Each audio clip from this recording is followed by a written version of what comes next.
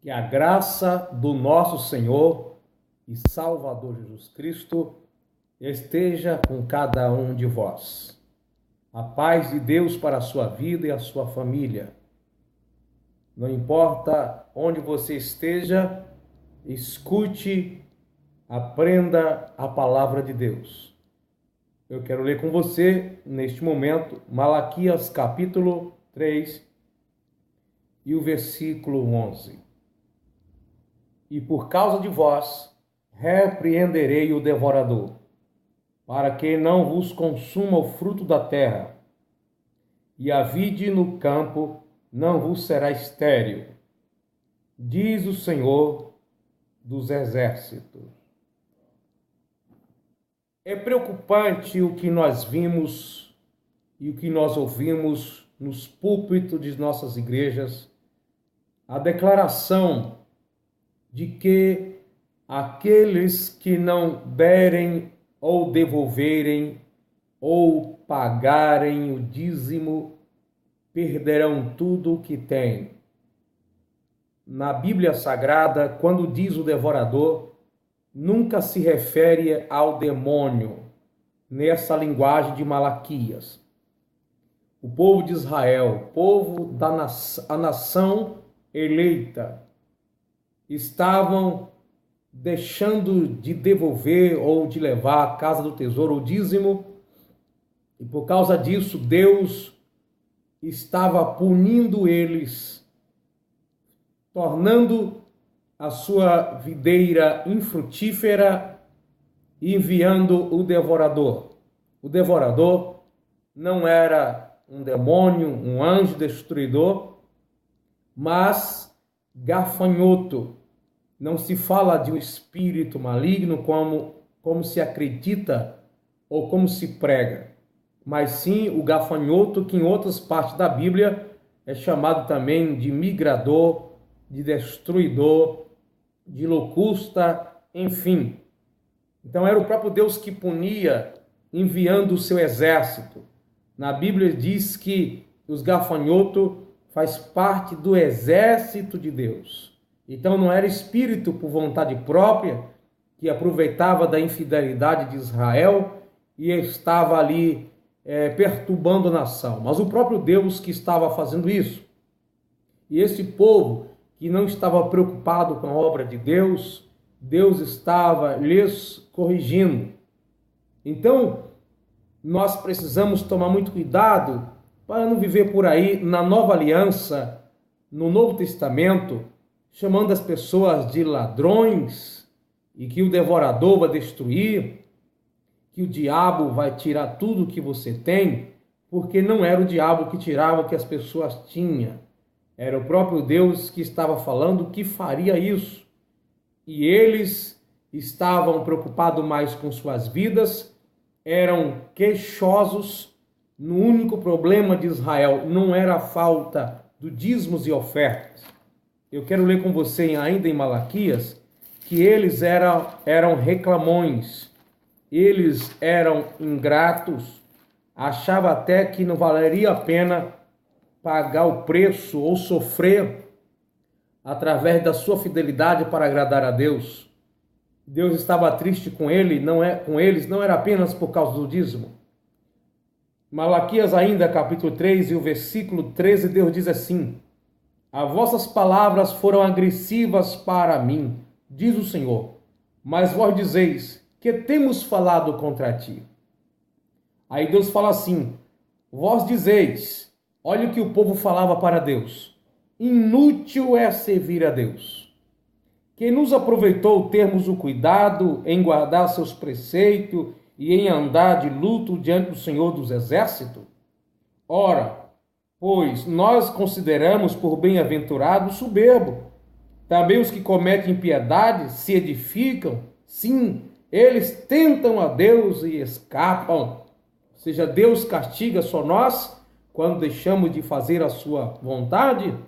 Enquanto isso, os ímpios prosperam e Deus poupa a vida deles. Essa é a reclamação deles. É inútil servir a Deus. Por que servir a Deus? E aí tem uma vida talvez sofrida, comparada de muitas pessoas que ainda não serve ao Senhor. No contexto que nós lemos aqui do dízimo, não fala apenas disso. É claro que eu entendo que até hoje precisamos contribuir na casa de Deus, no reino de Deus. Jesus não aboliu o dízimo, que algumas pessoas pensam que é da lei. O dízimo é anterior à lei. No tempo da lei, ele foi inserido na lei. Mas depois da lei, a Bíblia não diz que ele foi tirado da lei. Não foi, ou seja, que nós não precisamos cumprir. Jesus chamou de hipócrita as pessoas, dizendo: vocês deveriam fazer tudo isso, vocês que dão o dízimo de tudo, mas vocês são hipócritas, porque dá o dízimo de tudo, mas não segue o mais importante da lei. E uma dessas coisas que era importante da lei era a misericórdia, era o juízo, enfim, as coisas mais importantes eles não seguiam, mas eram dizimistas, achando que isso compraria as bênçãos de Deus. Então, nós vemos por aí pessoas chamando outras de ladrões, chamando as pessoas de miseráveis, dizendo que o devorador vai tirar tudo que a pessoa tem. Olha, a obrigação nós temos de continuar contribuindo, talvez até mais do que o dízimo. Mas o dízimo no Novo Testamento não é aplicado como uma sentença. Quem dá o dízimo vai ser próspero e quem não dá vai ser tirado tudo. Aliás, no Novo Testamento não tem uma profecia direta de que todos que contribuírem na obra de Deus vão acumular riqueza e os que não contribuírem vai perder tudo o que tem. Isso é interpretação errada, tendências ministeriais. Eu não estou pregando contra o dízimo, só estou dizendo que essa ideia de hoje, que tem um devorador, que vai ter uma consequência grave, ou que quem dá o dízimo vai prosperar, não é uma teologia do Novo Testamento. Não estou pregando contra o dízimo, preste bem atenção, mas estou dizendo que Deus quer muito mais do que os nossos dízimos e ofertas. Que as nossas ofertas, as nossas contribuições, seja o reflexo daquilo que Deus tenha realizado em nós. Porque se alguém contribuir na casa de Deus e não ser porque Deus operou dentro do seu coração, transformou a sua vida, para Deus não vai ter nenhum valor. Como está escrito no livro de Provérbios, que o sacrifício do ímpio é abominável para Deus. Precisamos continuar contribuindo na obra de Deus, mas não como uma regra que deixou de cumprir, vem a punição ou demônios, um devorador que vem para tirar tudo que nós temos. Olha, pastores, você quer que a igreja seja contribuinte no reino de Deus? Ensina a igreja a ter fé, fé bíblica. A fé vem pelo ouvir a palavra de Deus. Segundo, leva a igreja a amar o reino de Deus, porque nós vivemos hoje para Deus. A Bíblia diz que precisamos amar a Deus e ao próximo como a nós mesmos.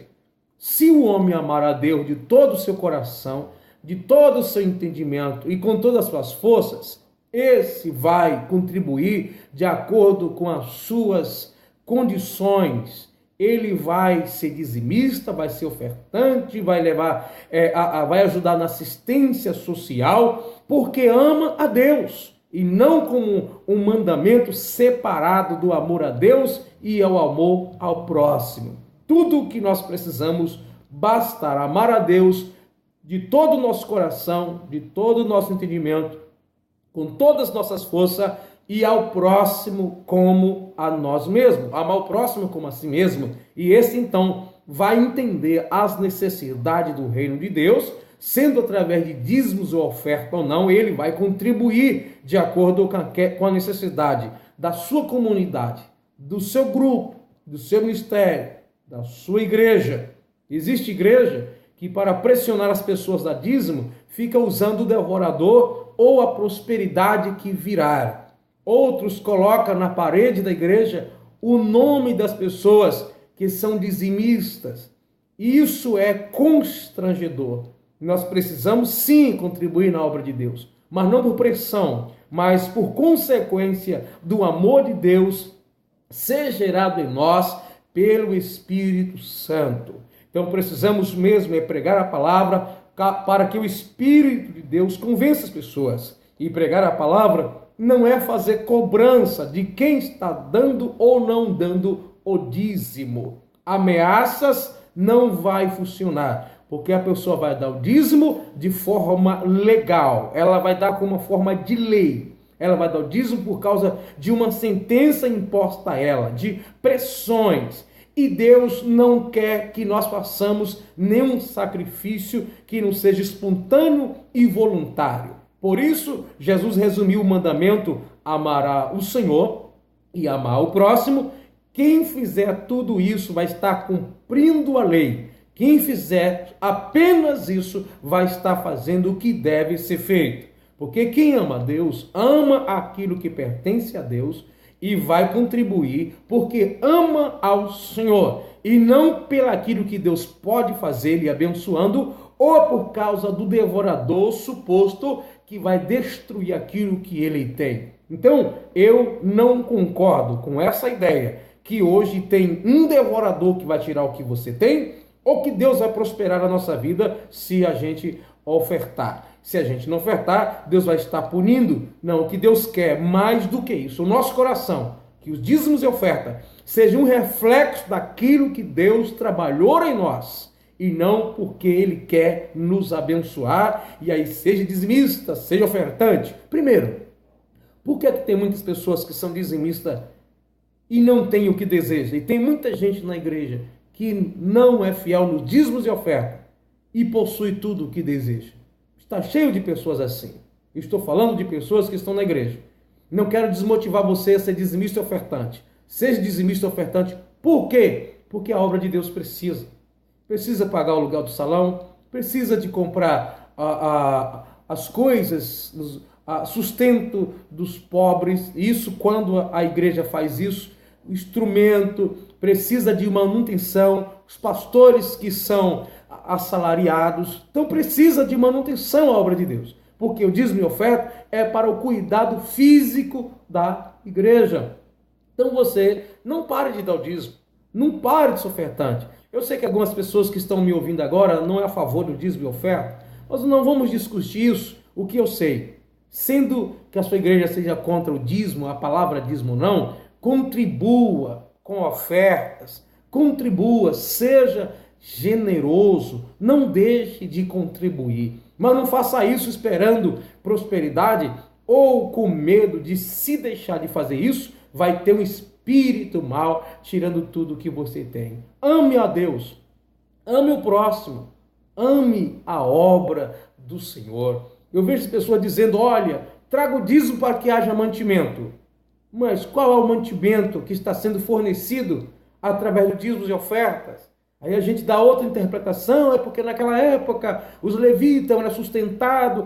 Isso são balelas, são papagaiada. O que nós precisamos é mesmo, quer cobrar das pessoas dízimo e oferta, leia o texto inteiro e fale o propósito, não mude as ideias, seja lá o que for. Nós não podemos parar de contribuir, mas pare com esse negócio de cobrar das pessoas, colocando o devorador, porque nós não precisamos fazer a obra de Deus com medo de castigo. Não precisamos contribuir na obra de Deus por causa de alguma bênção que Ele vai nos dar, mas simplesmente pelaquilo que Ele já fez, pelaquilo que Ele é, pelo amor que Deus tem por nós. Isso é suficiente para nós sermos contribuintes no seu reino. Vamos deixar de ser interesseiro. Tudo que fizer esperando receber, tem que dar glória a Deus, porque Deus vai operar. Tem que ir à igreja para ser curado, tem que ser dizimista para ser próspero, ou por causa do devorador. Está tudo errado. Nós temos que fazer porque amamos ao Senhor. E quem ama o Senhor, ama aquilo que lhe pertence, o seu reino, a sua obra. Vamos ser fiel a Deus, não importa em que área, mas porque o Senhor é bondoso e a sua misericórdia dura para sempre, e não pelaquilo que Ele pode fazer de bem ou de mal. Repito, contribua na sua igreja, na sua congregação, porque lá precisa, mas não faça isso por causa de bênçãos ou por causa de devorador. Para com esse negócio de espírito maligno perturbando as pessoas. Eu sei que demônios existem, mas essa ideia do Novo Testamento, a gente fazer a obra de Deus por força ou por violência, ou por necessidade, ou por pressão, não. Faça isso porque você ama a Deus e ama o próximo como a ti mesmo. Que Deus tenha misericórdia de você. Não me odeie, mas examine melhor a palavra de Deus. A palavra de Deus não muda, mas a dispensação sim.